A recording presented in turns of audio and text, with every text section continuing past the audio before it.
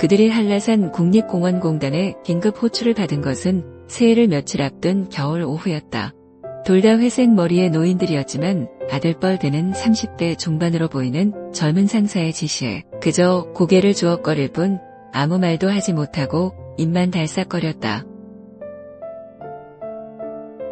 지시는 단순했는데 정확히 12월 25일 크리스마스 날 분할을 시작한 한라산에 올라가 기념품을 챙기려고 하거나 위험을 무릅쓰고 유튜브를 찍어 조회수를 올리려는 정신 나간 사람을 보면 안전하게 하산할 수 있도록 지도하라는 것이었다.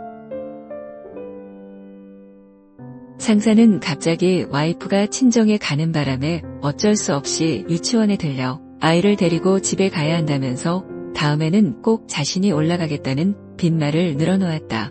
하지만 그들은 알고 있었다. 눈 쌓인 추운 겨울날 백록담까지 다녀오려면 좋기 7시간은 걸린다는 것과 정규직 공무원은 이 날씨와 시간에는 절대 한라산에 오르려고 하지 않는다는 사실을 말이다.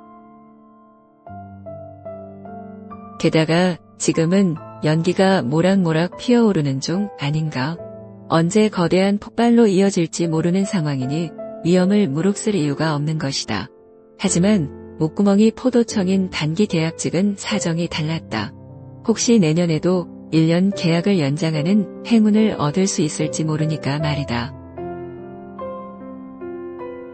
그들은 네, 알겠습니다. 정상에서 보고드리겠습니다. 라는 짧은 답변과 함께 떨떠름한 표정으로 공단 사무실에서 나와 담배를 꺼내 물었다. 박 주임님, 이거 말단 계약직이라고 너무하는 거 아닙니까? 지금 올라가기 시작하면 어둑해져서야 백록담에 도달할 수 있을 것 같은데 어느 세월에 순찰을 마치고 다시 내려오라는 말입니까? 한밤중에나 내려오면 다행이겠네요. 올라가려면 지들이나 올라갈 것이지 나이 먹은 노인들 보고 이 추운 날씨에 산에 가라니 국민신문고에 갑질이라고 신고해야 하는 거 아닙니까? 키 작고 주름진 얼굴, 벗겨지고 있는 머리, 피곤이 묻어나는 구겨진 등산복을 입은 정주임이 그을린 피부에 대비되는 고르고 하얀 치아를 내보이며 투덜거렸다. 갑자기 집에 일이 생겼다는데 어쩌겠나? 젊을 때는 항상 변수가 많지. 일 없는 우리 같은 노인들이 나서서 도와줘야지. 다음에는 본인이 올라가겠다고 하지 않나?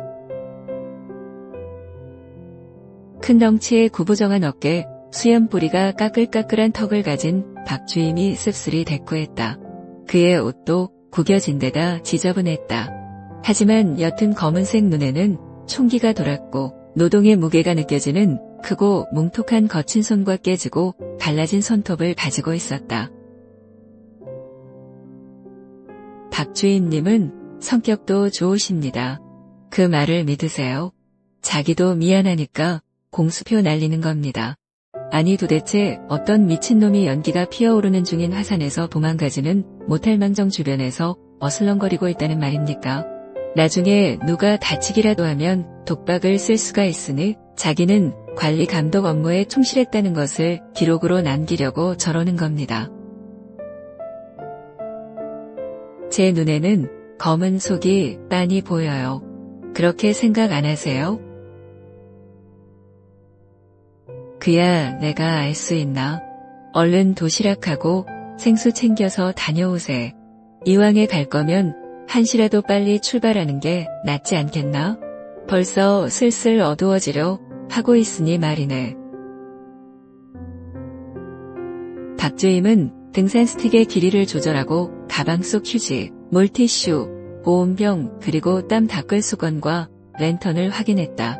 그러고는 미끄러지는 낙상 사고를 방지하기 위해 쇠로 만들어진 아이젠을 신발에 착용했다. 제주도에서 나고 자란 박 주임과 정 주임은 60대로 박 주임이 4살 선배였다. 새로 선출된 제주 도지사가 자신에게 표를 몰아준 저소득 노인들을 위해 정력적으로 추진하는 공공사업에 운이 좋게 합격했다. 그들은 문자 그대로 산을 경계하며 지키는 일을 하는 사람이라는 의미의 파수꾼으로 불렸다. 파수꾼은 한라산 일대의 등산객 안내나 응급환자 신고 또는 쓰레기 치우기와 같은 자질구레한 일을 담당했는데 업무 강도가 무난의 부수입을 원하는 노인들에게 인기 직업으로 부상했으며 경쟁률도 치열했다. 계약직으로 채용된 노인들에게 공단은 별도의 행정 직급을 부여하지 않았으나 한국 사회 특성상 서로 이름을 부를 수는 없기에 성 뒤에 주임을 덧붙이는 것으로 호칭을 대신했다. 잠시 후 그들은 옷깃을 여미고 담배를 비벼 끈 후 관음사 탐방로 입구 주차장 쪽으로 산을 오르기 시작했다. 며칠 전 내린 폭설로 세상은 온통 하얗게 변해 있었다.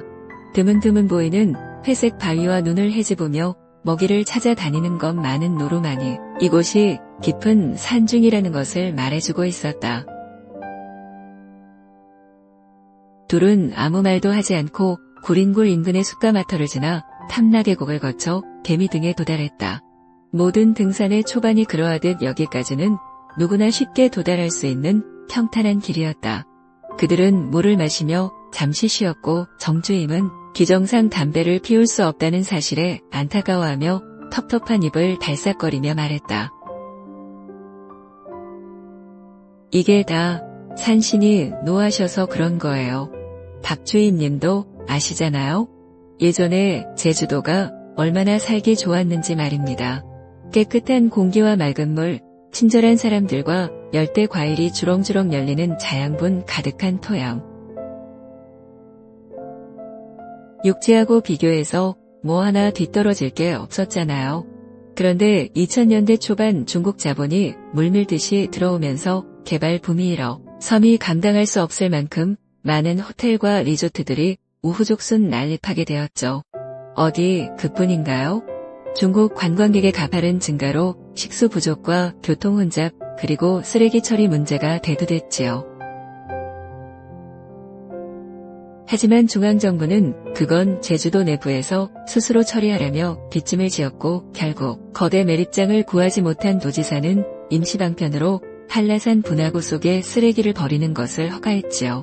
하지만 결과는 어떻게 되었나요? 백록담은 매캐한 쓰레기 냄새나는 투기장으로 변했고 지금은 그나마 겨울이라 다행이지만 여름에는 파리와 모기 때문에 접근조차 불가능한 죽음의 땅으로 변했죠.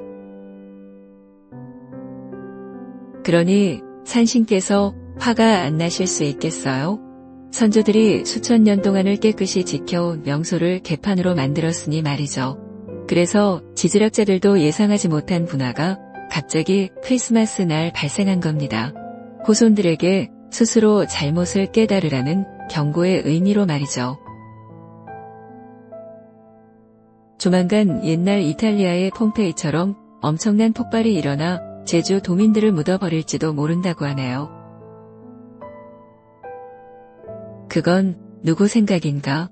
신문이나 방송에서 나온 내용인가? 유명한 환경 유튜버가 그러더라고요. 그리고 일부 폐수 처리업자들이 비용을 줄이려고 무단으로 바다에 더러운 물을 버린다고 하네요. 아시잖아요? 요새 바다에 들어가면 마치 무슨 화학 물질을 뒤집어 쓴 것처럼 피부가 따끔거리고 속이 울렁거려 오바이트가 자동으로 나오는 건 말입니다.